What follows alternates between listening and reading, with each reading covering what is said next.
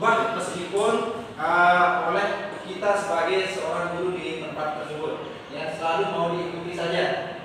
Terus yang kedua, lingkungan sekolah atau lingkungan belajar yang saya idam-idamkan adalah lingkungan yang terutama aman, nyaman, damai ya. Karena lingkungan mau bagaimanapun bentuk anak-anak kita mau bentuk anak-anak kita dengan mau anak-anak kita inginkan mereka berprestasi dan lain sebagainya, tapi kita akan kehilangan konteks dari sisi agamanya. Karena dari sisi agama, al-ilmu nurun katanya kan, ilmu itu adalah cahaya. Bagaimana cahaya itu bisa tembus terhadap anak-anak kita apabila sekolah dan lingkungan kita masih dalam keadaan yang tidak nyaman, aman dan damai. Jadi harapan kami ke depannya adalah bagaimana kami mampu menciptakan lingkungan sekolah yang aman, damai dan nyaman ya untuk anak-anak kami.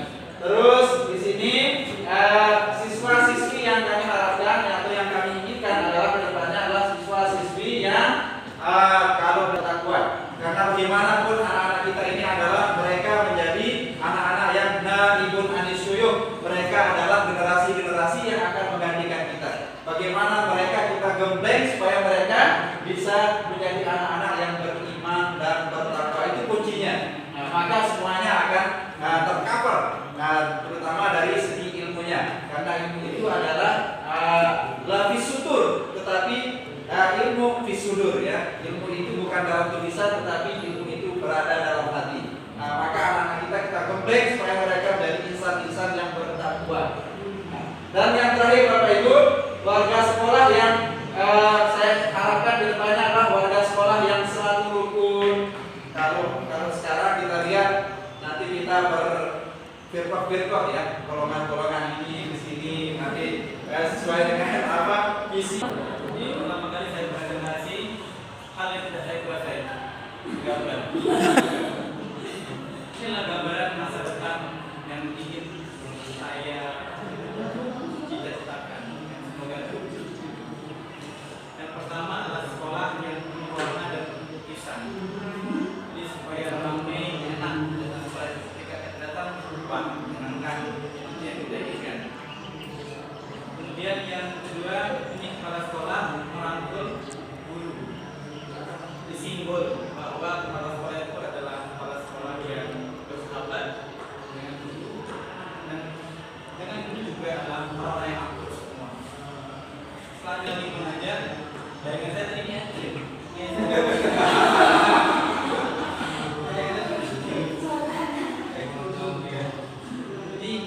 belajarnya itu berbasis alam. Jadi betul-betul menggunakan aset yang kita punya. Sekolah saya itu adalah sekolah gunung yang potensi terbesarnya ya. Jadi ini nama sekolah yang digunakan untuk mendidik oleh para sekolah, para anak yang di sekolah bisa mendapat bermain, tata belajar, berinteraksi, kemudian nanti berkarya kita pakai itu semua. Jadi itu sekedar sebagai seorang guru juga, dan ini yang kita merangkul dan berkolaborasi dengan semua warga sekolah. Yang ketiga di sini adalah, yang kedua adalah kami memiliki halaman yang luas karena saya ingin anak-anak didik saya itu adalah sesuai dengan visi misi sekolah adalah merokok kecerdasan anak dari kegiatan-kegiatan permainan yang ada di luar sekolah. Nah, di sini adalah kami memiliki ruang belajar atau ruang kelas, yaitu ada sentra alam, sentra persiapan, sentra main peran, dan sentra alam. Di sini setiap sentra itu sudah dilengkapi dengan media-media, di mana anak-anak nanti bisa mengenal di setiap sentra itu berbeda-beda. Kalau di sentra alam kegiatan pembelajarannya khusus alam yang dipegang oleh satu guru. Begitu pula dengan sentra main peran, anak bisa berperan. Di mana di sentra peran itu anak bisa bermain peran apa saja yang ada yang dirinya setiap harinya itu dia bisa memerankannya. Yang kedua adalah sentra persiapan, di mana sentra persiapan itu anak-anak bisa mengenal huruf, bisa mengenal huruf atau angka. Kita di sini juga melalui kegiatan persiapan itu melakukan mengenalkan dengan menggunakan kartu huruf dan gambar di sana.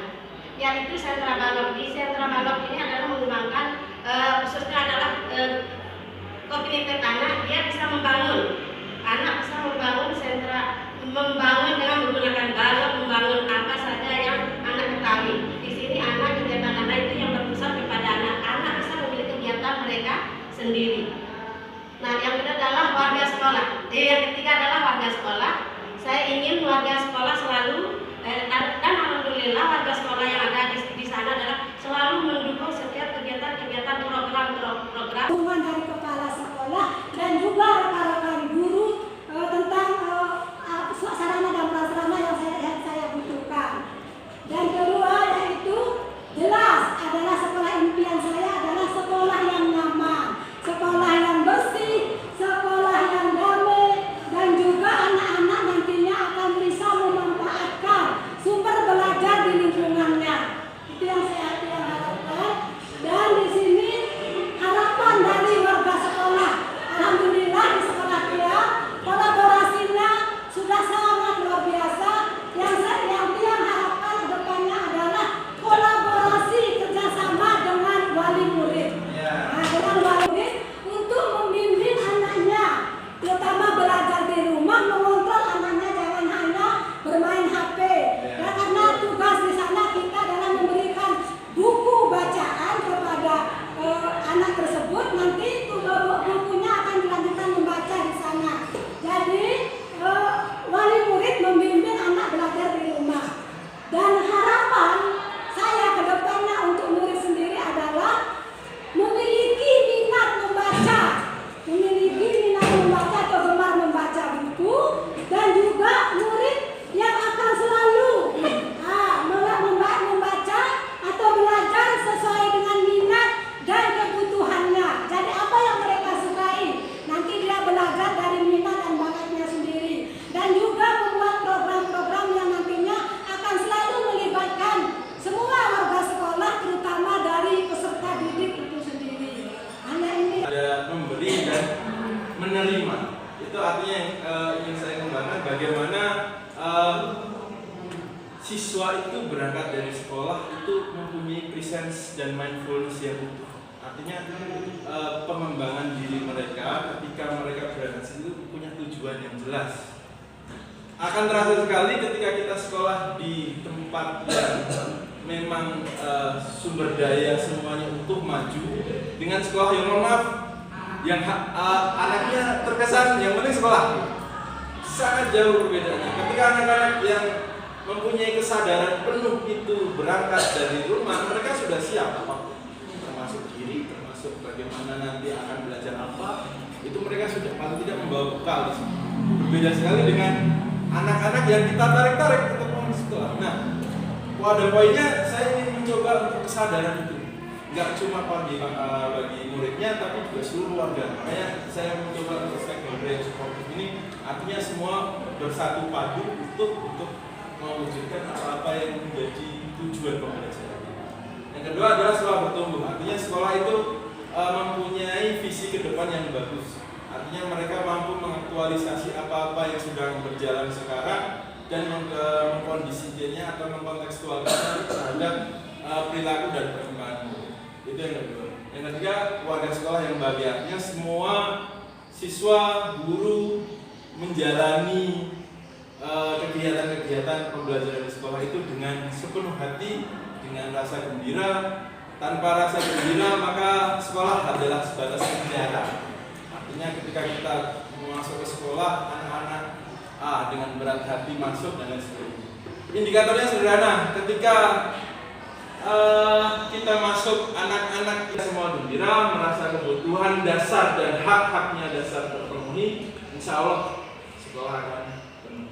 Kemudian tujuan dan visi-misi yang jelas, artinya ketika seluruh warga sekolah itu mempunyai pandangan dan paduan pola pikir yang sama, bahwa saya ketika masuk ke kelas sebagai guru, saya mempunyai tujuan bahwa anak-anak harus mempunyai apa, kemudian anak-anak juga mempunyai kesadaran bahwa saya sekolah tidak hanya masuk, tapi juga harus ada ilmu yang saya dapat dan bisa saya kontekstualisasikan atau saya implementasikan untuk kehidupan mendatang. Kemudian tentu juga selain semua proses kesadaran itu juga harus disertai dengan lingkungan yang mendukung. sarana prasarana yang tepat, dan juga yaitu dia. Artinya sekolah itu tidak bisa berdiri sendiri ketika berjalan dengan apa-apa yang sudah diwajibkan untuk mereka. Perlu dukungan suportif dari dinas, dari semuanya. Nah, ketika itu kesadaran itu bisa tumbuh, maka disiplin, kolaborasi, kreatif, semua itu bisa berkumpul.